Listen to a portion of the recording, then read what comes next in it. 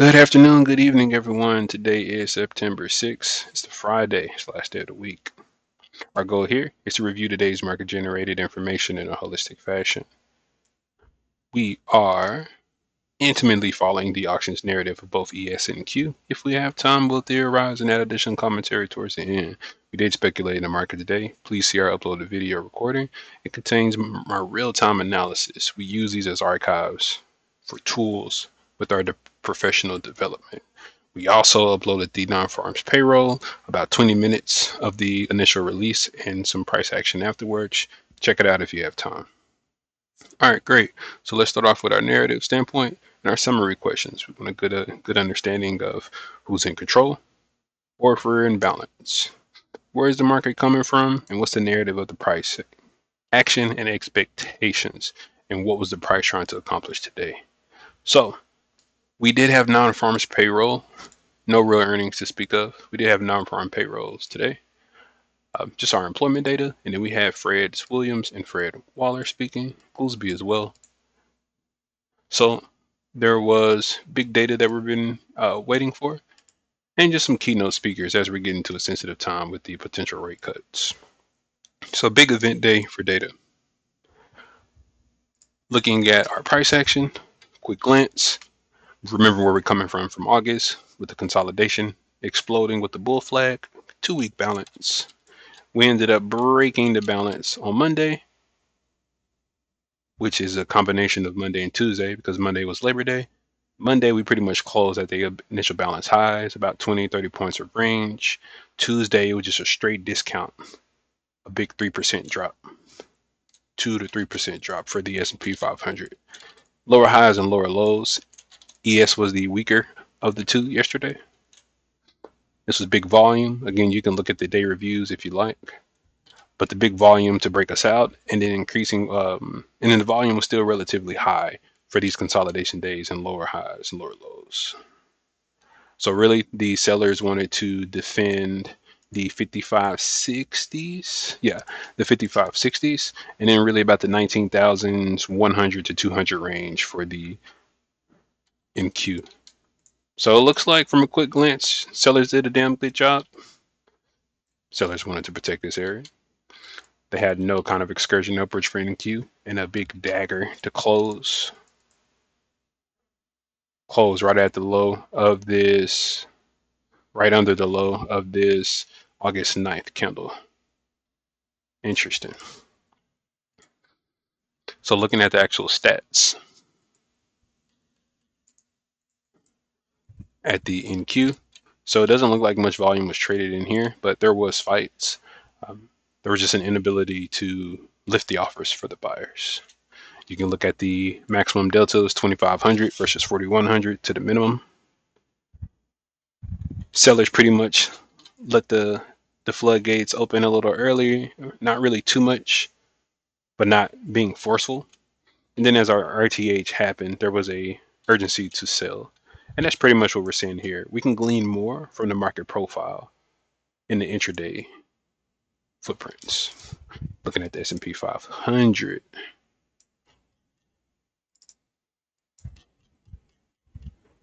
Same situation here. We can glean more looking at the market profile or intraday charts or even the candles. But look at the difference with the delta.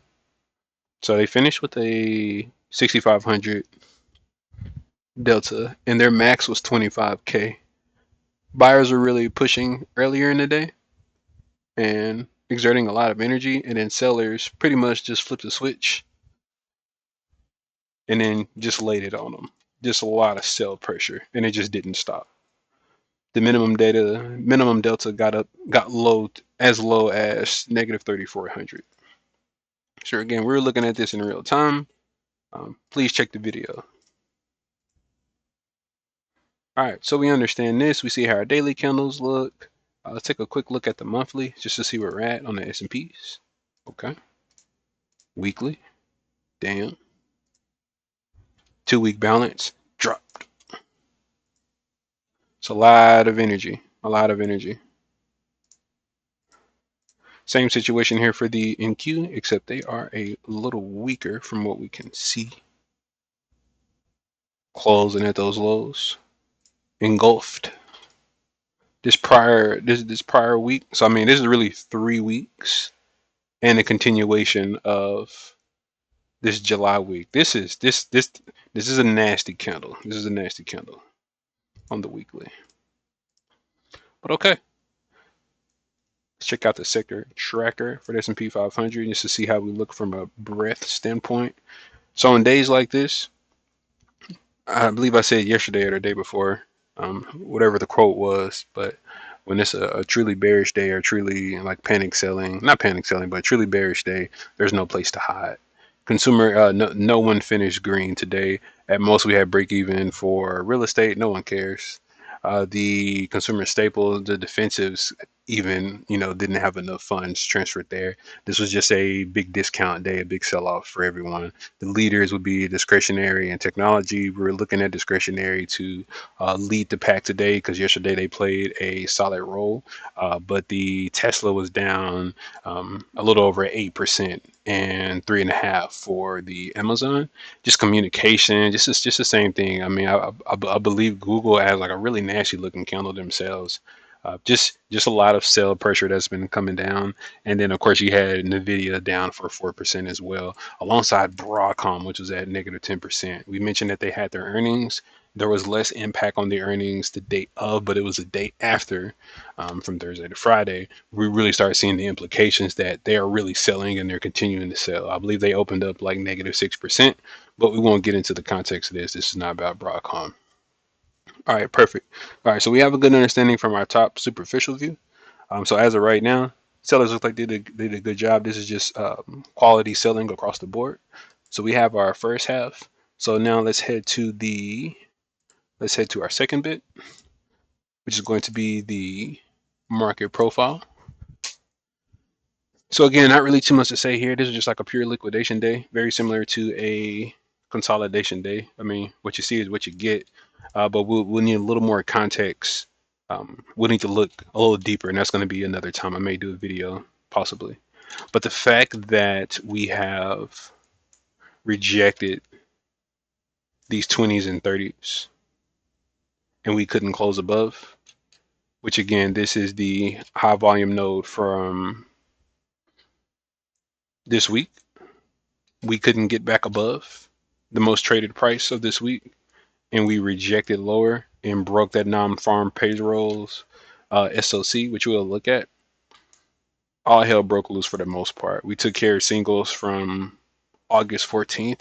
Even this August 13th high volume node completely burst through there and closed under. So now we're getting to the point where we're getting into these low volume nodes. So again, our real NIX high volume node is 5374s. So I mean, we really have another 30 points or so, and then we're really eating into the solid base that they came from with that bull trend higher. So again, not really too much to show here. There are no singles in the S&P 500. There is excess on both sides, but there are some singles in the NQ. So just looking at this quickly, just take a quick look at this. You can see the balance zone is near the value area high, and we close near the low. So we are getting rejected from price. This big balance zone, a big cannon, and pew, tries to stop here, pew, and we're still flying. So not only did we break this 2-week balance zone, we also broke this composite balance zone, which is also the volume point of control. And then even this high volume node here near the 5500 and the 5440s essentially close under here. So this is very bad positioning for the Bulls and excellent start for the Bears. This is an excellent start for the Bears, setting them up for next week. This is going to change the sentiment for sure. Same situation here. High volume node, VPOC for August, and then VPOC for the composite. Completely burst through to the downside for the weekly candle, the B-shaped profile, consolidating here near these lows, and then dropped another steep discount. Now we are below this high volume node here from August. So that same situation that the S&P 500 is threatening, NQ is already here. And we're already looking at some more singles below this area, which is at these 18,300s. So very steep, very steep. Looking at the 65-minute candles for the intraday charts. So 65-minute just looks like this. You can see it's really jagged for the NQ. There's a lot of fighting in here. Really not too much to glean there. I believe it may be a little better if we try breaking this down into 30s. But again, we started here. We tried to have some price up, some price excursion up, but just no real activity that was sustained to the upside. So I mean, as we shot lower, they try to fight their way back up, and just nothing. Stuffed, stuff, stuff, stuff, stuff. The whole time. It's not often that you see price action. Something FT mentioned, uh, whack-a-mole. Anytime the buyer shot that come up, they were just getting thwarted. So there's just nothing. Basically, thou shalt not pass. So really not too much to say here. If anything, you can just look at the delta, just the push for that first hour, more of the pushing, and then they just couldn't get off the ground for the buyers. Let me not say that. The sellers did not let the buyers get off the ground at all. They couldn't get past that second hour candle. So really not too much to glean there. Just a powerful end for the week. Same situation here, except ES was a little bit weaker. Negative 20K delta. That's wild.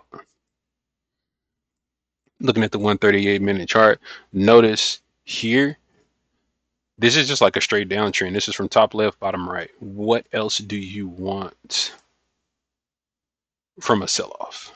The sellers are doing everything you would ask them to do, whether you like it or not. No one really cares. They are doing a solid job with this selling. Lower highs and lower lows, any kind of opportunities are getting thwarted. All right, so let's look at the candles. We're making some pretty good time here. We did have non-farm payrolls. Again, this was at the 530s. So I believe this is incredibly nuanced in real time. So let's zoom out. So we have our Monday overnight session headed into Tuesday, where we have that steep sell-off. We consolidate for 2 days, consolidate, and then another big sell-off day. So context, sell-off, and then chop, right? Right, cool. So if we balance down here and we're trading lower highs and lower lows, and we are completely trading under the whole week in the pre-market, data comes out and saves this low, which is only the SOC low is, let's call it 70s, 54 70s. The overnight low is 3 points away. So this was a target for bears. As we shoot up for this non-farm payroll, again, you can look at the candle here. Started this zone, fairly nice candle, about 40, 50 points. And we're just grinding our way up, grinding our way up, grinding our way up. RTH opens, we push above. Okay. Look where we're pushing above at. We have this huge steep sell-off. We're consolidating for 2 whole days. We're trading at the low of the week. And as soon as we start, we go directly from the lows to the middle of this range. That is an ideal break, retest, and then continuation. And that's exactly what we saw. We hit this prior midpoint, sell off for the 8 bracket. It was basically open auction at first from what we can see, but as we got more information, ended up being an open test drive. Ended up being an open test drive. Closing at the low of the bracket, sliding down this 5 smoothing average. We could not stay above it at all. The only opportunity to go above the 5 smoothing average was also the low of the SOC candle. That was immediately stuffed, consumed, and a new low was created. Same situation here, but lower, get your ass back down. Same thing above, new low. Grind our way up, New low. I mean, this is severe selling pressure. They are not letting the buyers breathe at all. Lower highs and lower lows the entire time. GG's for sure. But again, I did like the way that this traded. We looked above. We got to this close. There's a little bit of a fight, a bit of a grind down, and a steep sell off through the overnight low. And then on that retest, they fall back. Solid day. Same situation, consolidation, testing the lows of the week, trading much lower for the overnight until the non-farm payroll. Same situation. They raise up, retest this midpoint range, textbook break and retest. Same behavior that we were seeing. They were a little sturdier than the ES, but they too failed near this IB low. Couldn't get back above this 5 smoothing average. And once they did, shot back down entire time. Solid day for the Bears. Good job. All right, so the move of the day is definitely will be the retest here. While scary, we saw this in real time. We talked about it. We just didn't take it. You had a take here, but also looking at these 1 minutes, you had multiple chances to get in. Okay, it's way too many to see. You had multiple chances for you to get in on the short side, whether it was the retest of the IB low here, or if you have the SOC retest here as well.